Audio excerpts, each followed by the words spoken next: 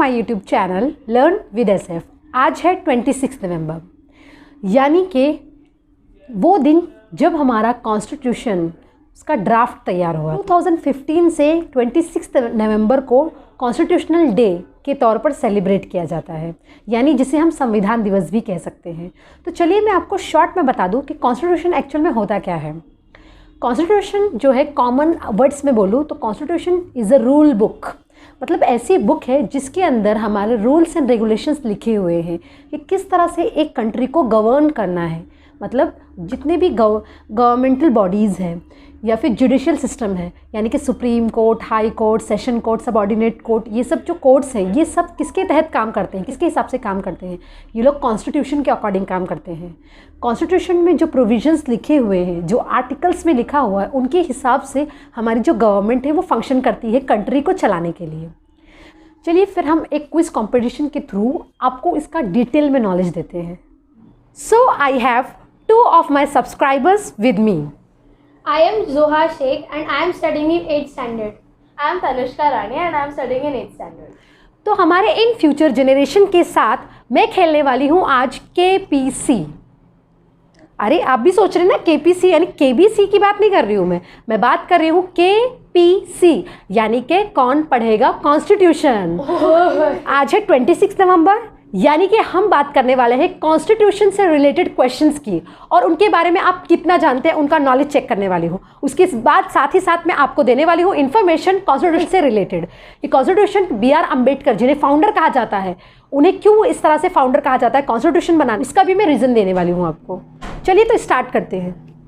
ये राउंड जो होगा वो होगा हमारा बजर राउंड, जिसमें जो पहले बजर दबाएगा उसको मिलेगा मौका आंसर करने का। तो चलिए स्टार्ट करते हैं हमारा फर्स्ट क्वेश्चन से। हमारा फर्स्ट क्वेश्चन है, which is the longest written constitution of any democratic country in the world? Zoha ने पहले बजर दबाया, आप बताइए आंसर। इंडिया।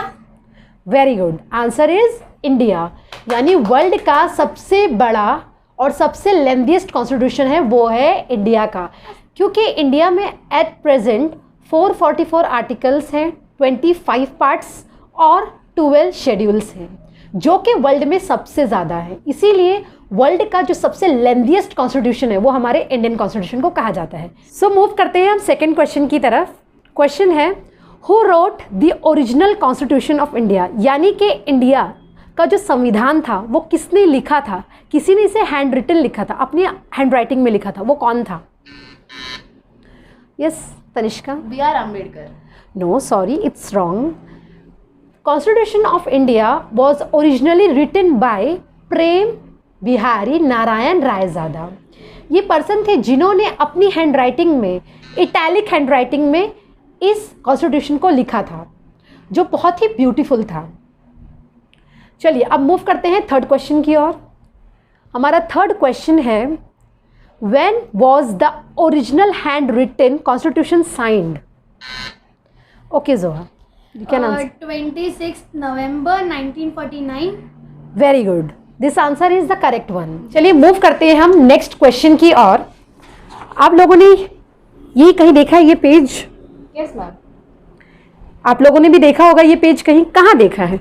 मैम एक्चुअली हर बुक पर होता है। जितनी नॉलेज हमें एक पर्टिकुलर बुक से मिलती है उतनी नॉलेज हमें इससे भी मिलती है, इसलिए हर बुक पे होता है, बट हम एक्चुअली इसको इतनी इम्पोर्टेंस देते नहीं है। ओके, सो जो ये पेज है ये एक्चुअल में कॉन्स्टिट्यूशन का इंट्रोडक्टरी पार्ट है, यानी कॉन्स्टिट्यूशन का फर्स्ट पेज है।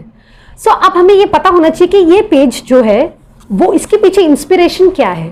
जो नेक्स्ट क्वेश्चन है आपसे वो ये है, what is the inspiration behind the preamble to the constitution, मतलब इसके पीछे इस प्रस्तावना, इसे प्रस्तावना भी कहते हैं हिंदी में, तो कॉन्स्टिट्यूशन की जो प्रस्तावना है इसके पीछे का इंस्पिरेशन कहाँ से लिया गया, यानी कौन सी कंट्री?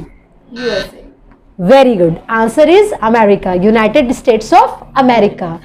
कॉन्स्टिट्यूशन को बनाते वक्त जो हमारे चेयरमैन थे BR अम्बेडकर, इन्होंने अलग अलग कंट्रीज में जाके वहाँ के कॉन्स्टिट्यूशन के बारे में पढ़ाई की।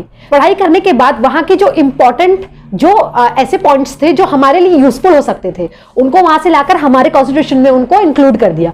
फॉर एग्जाम्पल अमेरिका से आया हमारा प्रिएम्बल। अमेरिका का जो प्रियम्बल है, अमेरिकन कॉन्स्टिट्यूशन का जो प्रियम्बल है, उसकी स्टार्टिंग भी इसी तरह होती है जिसे हमारी होती है। कैसे होती है? We the people of India, the same way जो अमेरिका का प्रियम्बल है वहां पर भी स्टार्टिंग इसी तरह से होती है, वी द पीपल ऑफ। ठीक है, so very good Tanishka, you are getting 1 point, Zoha is also getting 1 point. चलिए मूव करते हैं हमारे 4th क्वेश्चन की तरफ। Okay, so do you all know when hand written constitution of India was signed? मतलब कि जब इंडिया का कॉन्स्टिट्यूशन बना, जो हैंड रिटन था, पहले इंडियन कॉन्स्टिट्यूशन प्रिंटेड फॉर्म में नहीं था, वो हैंड रिटन था, तो उसको साइन कब किया गया था, कौन सी डेट को? ओके, किसने पहले, किसके? मैंने, आई डोंट नो एक्चुअली, हम दोनों ने सेम टाइम पे बताया। अच्छा चलिए हम जोहा से शुरू करते हैं। 26 जनवरी 1949। No, this is wrong.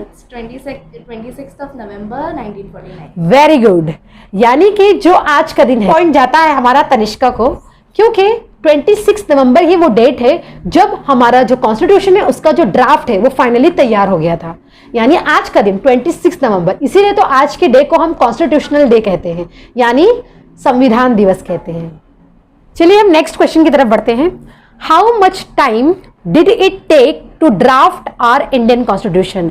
यानी कि इंडियन कॉन्स्टिट्यूशन को बनाने के लिए कितना टाइम लगा या कितने दिन लगे? ओके जोहा। 2 years 11 months 18 days। Very good, this is the correct answer. Indian constitution को बनाने के लिए 2 years 11 months एंड 18 days का टाइम लगा। इसको बनाने की जो शुरुआत की गई थी जब कॉन्स्टिट्यूंट असेंबली फॉर्म हुई थी, यानी ग्रुप फॉर्म हुआ था हमारे लीडर्स का, ये डिसाइड करने के लिए कि हम कॉन्स्टिट्यूशन को किस तरह से प्रिपेयर करने वाले हैं। ये स्टार्टिंग इसकी हुई थी 1947 में और इसको बनते बनते लग गए 1949, यानी कि तकरीबन 3 साल का टाइम लग गया। जो ड्राफ्टिंग थी इसकी कॉन्स्टिट्यूशन की वो फाइनली प्रिपेयर हुई, तो इसको बनाने के लिए टोटल टाइम लगा 2 years 11 months एंड 18 days। सो जोहा इज ऑल्सो गेटिंग 1 पॉइंट। अब दोनों बराबरी पर है, she is getting 2, she is also getting 2। चलिए एक नेक्स्ट क्वेश्चन करते हैं हम। This question will be for 2 marks, ये वाला है। क्वेश्चन में है when was legally Indian constitution enforced, या फिर हमारा कॉन्स्टिट्यूशन कब से एक्शन में आया, कब से स्टार्ट हो गया, लीगली तौर पे इंप्लीमेंट हो गया? जोहा। 26 जनवरी 1950। Very good. 26 नवंबर 1949 को, यानी आज के दिन क्या हुआ था, इंडियन कॉन्स्टिट्यूशन का ड्राफ्ट तो तैयार हो गया था, बट 2 months के बाद यानी कि नेक्स्ट ईयर जनवरी 1950 को इसको इंप्लीमेंट करना शुरू हो गया। मतलब कॉन्स्टिट्यूशन तो बनकर तैयार हो गया था मगर वो एक्शन में लाना उसका वो 2 महीने के बाद ही हो पाया। So this point is given to Zoha. Zoha is getting now 4 points and Tanishka is getting 2 points। चलिए तो मूव करते हैं हम सेकेंड राउंड की तरफ। पहला था हमारा बजर राउंड, अब हम करने जा रहे हैं ऐसा राउंड जिसमें इनके पास मैंने कुछ शीट्स दिए हैं, कुछ पेपर है इनके पास। ये लोग क्या करेंगे, मेरे क्वेश्चंस पूछने के बाद इसका आंसर लिखने वाले हैं यहाँ पे। अगर इनके आंसर करेक्ट होते हैं और जो पहले ये शीट दिखाता है वो हमारा विनर होगा, यानी उसको वो पॉइंट मिलने वाला है। तो अभी फिलहाल के लिए जोहा is getting 4 points and Tanishka is still getting 2।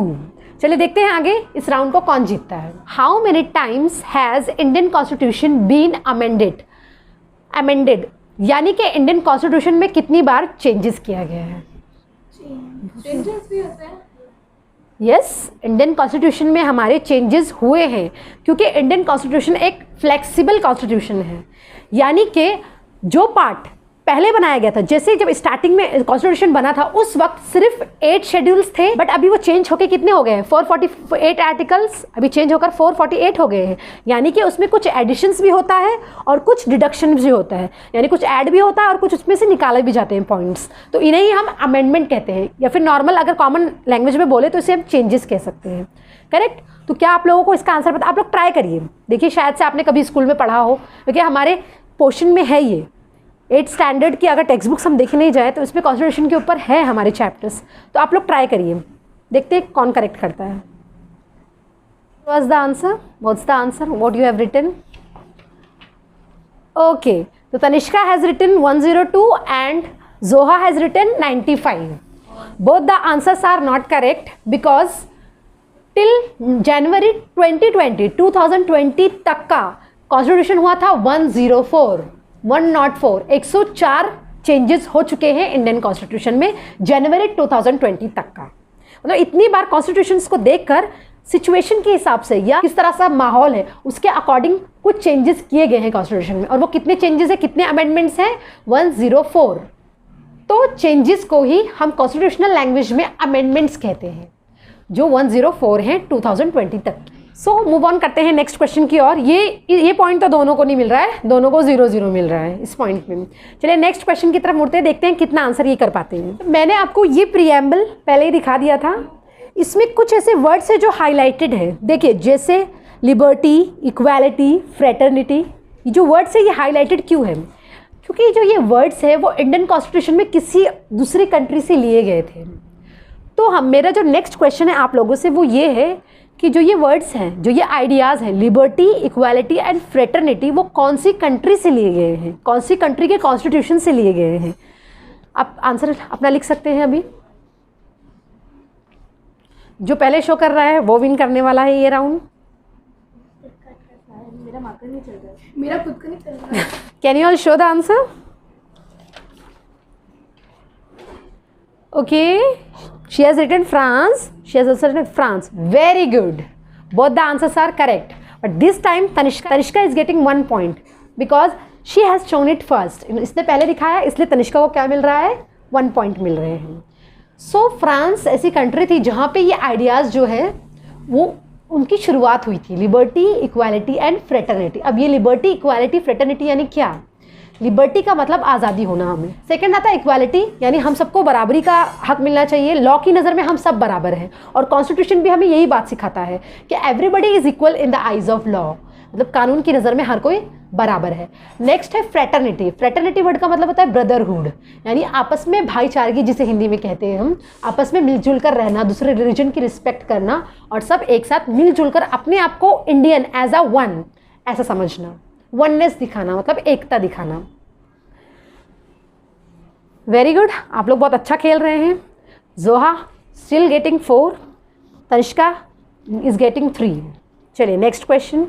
ये क्वेश्चन हमारा लास्ट क्वेश्चन होगा। इस क्वेश्चन को आंसर करने पर आपको मिलने वाले हैं 2 पॉइंट्स और ये हमारा एंड क्वेश्चन। इससे हमारा विनर जो है वो डिसाइड हो जाएगा कि विनर कौन होने वाला है। Question is who is called the father of Indian constitution, मतलब कि इंडियन कॉन्स्टिट्यूशन का फादर किसे कहा जाता है, हमारे कौन से लीडर को कहा जाता है? Okay, show the answer. Very good, it's B.R. Ambedkar, doctor Baba Saheb Ambedkar. Okay, both the answers are correct, दोनों आंसर सही है। But Tanishka has given the answer first, तो she is getting this marks. It means she is getting 2 points. So अब तनिष्का के जो total points है वो है 5 पॉइंट्स। जोहा इज गेटिंग 4 पॉइंट। तो हमारी आज की जो विनर है वो है Tanishka. Huge round of applause for her. I thank you both of my subscribers for joining me for this interesting quiz competition. I hope you also got some points that I explained today. Yes. Yeah. I think it's very useful for our further studies. Yeah, and we didn't have so much idea about our Indian constitution, but Yes. now with this quiz and all, we got it. Thanks for coming. मेरा budget दब नहीं रहा था। Indian Constitution